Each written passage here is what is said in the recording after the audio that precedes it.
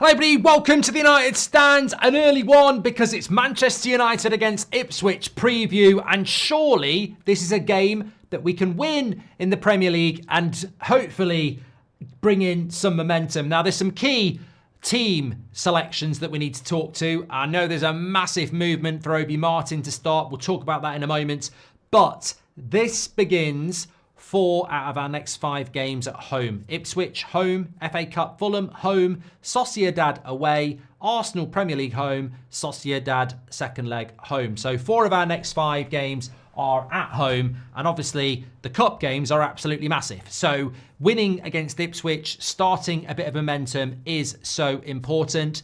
I mean, you don't want to be losing this game, but even if we did, we'd still be 10 points ahead of Ipswich. Relegation needs to be a word that we don't talk about, and we could absolutely kill that word for good by beating Ipswich and getting to 33 points, which will be a dream to Ipswich and Leicester. So, look, this is a team that lost 4-1 in a massive game for them at Portman Road against Spurs at the weekend. We played Spurs quite recently, and I think we're a bit unlucky to lose. So, at Old Trafford, I would expect Manchester United to get a result. But as we know, Manchester United sometimes don't bother to turn up. And when they don't turn up, we become vulnerable and anybody can beat us. And certainly Ipswich could be that anybody. So I'm not going to sit here with any semblance of positivity and confidence and say we're going to pound them 4-0 or anything like that. Personally, I take a 1 or a 2-0. Very, very happily. So why have I put Rasmus Højlund up front? Well, it was really, really close. And I'll explain this. Garnacho came off the bench against Everton with half an hour to go. The game was opened up and he prospered. I think the same should be said for someone like Obi Martin. If you throw him in from minute 1 when it's competitive and fresh and organised and it doesn't work out, you can impact something called confidence. So I'm just thinking with Obi Martin, get him on for the second half when the game's a little bit more stretched and it's just less pressure and more confidence. And that is what we're trying to build with these young players. And we saw that with Garnacho at the weekend. I actually think it would benefit Rasmus to be on the bench. I think it would benefit him to be on the bench and Obi Martin to start, because the chances of Obi Martin doing particularly well at the start, I don't know, but Rasmus could come off the bench with half an hour to go and maybe get more space himself. So this in no way, shape, or form is about a preference. I'd like to see Obi Martin start, and I think it would give the crowd a boost at a time where things aren't great. But I am also aware of that nurturing and confidence, and I think maybe it's better that we just bring him on in the second half. What I will concede is that Højlund confidence is on the floor. It's hard to say that even if the right balls were playing into the box at the moment, he'd get on the end of them. I thought, was it the Everton game or the Spurs? It was Everton, wasn't it? Where Dorgu put that cross in and he wasn't far off.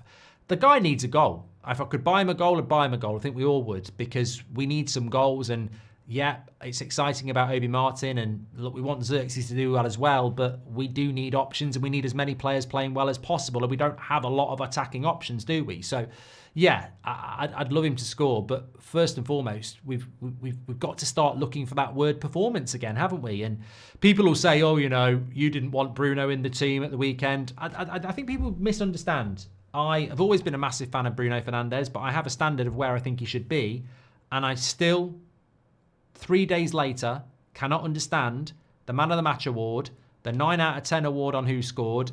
It needs studying. I think he's a player that somehow achieves statistically but fails the eye test for me. And people will go, well, maybe your eyes need testing. Well, they have been, thank you. I've got a new pair of glasses. But Agate was Man of the Match. Dorgu was second Man of the Match. So my eye test isn't wrong on that, but apparently I'm wrong on Bruno. I thought he played awful against Everton. Absolutely awful. Free kick apart, I thought he was dreadful. I think he's better than that. But I'm not going to drop him because I know what United are like without Bruno. So, if we're bad with him, we're even worse without. So I'm not dropping Bruno.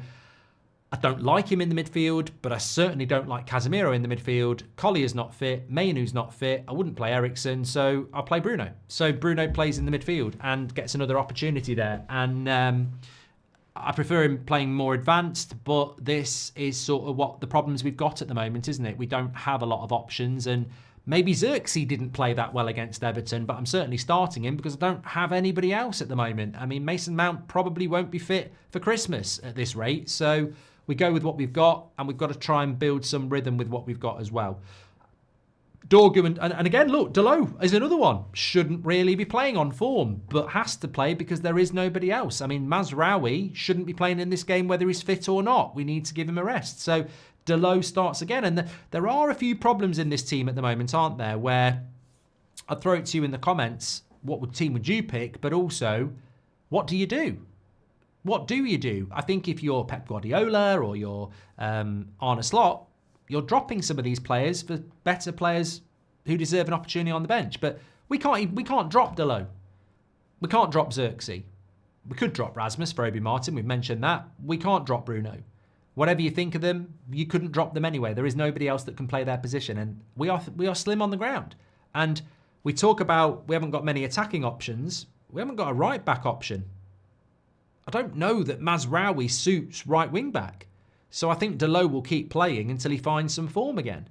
At defence, look, with no Mazraoui, I would put De Ligt back to the right-hand side. I have sympathy with De Ligt because him and Yoro have had to play the Martinez role, and it ain't easy. When you're used to playing as a right-sided centre-back, playing a left-sided centre-back is very different. People say, well, it's still centre-back. It's very different. You're on the different side of the pitch. It's different. I'd like to put De Ligt back on the right-hand side. I think he was always steady there. I thought he was all good there. And put Yoro on the left because he's the younger player coming through. Whether he would do that or not, I don't know. But De Ligt doesn't look particularly comfortable on the left-hand side. Put Yoro there. We've got options. So I'm pretty happy with that team. What do I think we will get out of the game? Well, with Fulham coming up on Sunday, a win doesn't do anything, does it? I mean, if I go back to... I can't emphasise enough just how irrelevant the Premier League has become for Manchester United. We've got 30 points and we are, I believe, 8 points off 10th. We're not going to get in the top half of the table. And to be honest with you, unless somebody can tell me in the chat of the monetary value, I don't really give a shit whether we finish 15th or 12th. It's bloody embarrassing anyway. It's embarrassing finishing outside the top 8. Top 8. I mean, can you remember at the end of last season? For a few weeks over the summer, you'd try and talk about something and you'd just get Arsenal fans or Liverpool fans going 8th, even though we won the FA Cup. I mean, 8th sounds like bloody brilliant at the moment. So yeah, there's nothing we can do with the league. Like, we can't salvage any level of respectability at all. We're not going to get above 11th, and that's the way it is. So you look at Ipswich and it's like, it's just about building performance. I mean, I would rather draw 3-3 and play well than win 1-0. And I've got total conviction with that. I would rather draw 3-3 and play well than play shit and win 1-0. Result doesn't matter as long as we don't lose.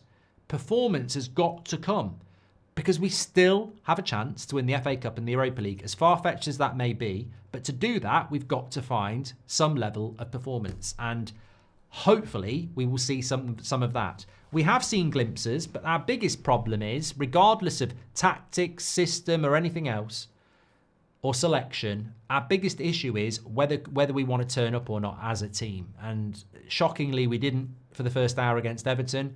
And I can't guarantee we're going to turn up in the first hour against Ipswich. But if we don't, we will get beat because Ipswich will come and have a go and try and get a shock win like they did at Spurs, not at the weekend, but at the away fixture in December. So we've got to be very wary of that. I'm going to go with a Man United win. I'm going to go 2-0 Man United. And I'll take that if there's a bit of performance. I want to see us getting down the left and the right. I think Delo is not doing what Dorgu's doing, and I don't know why.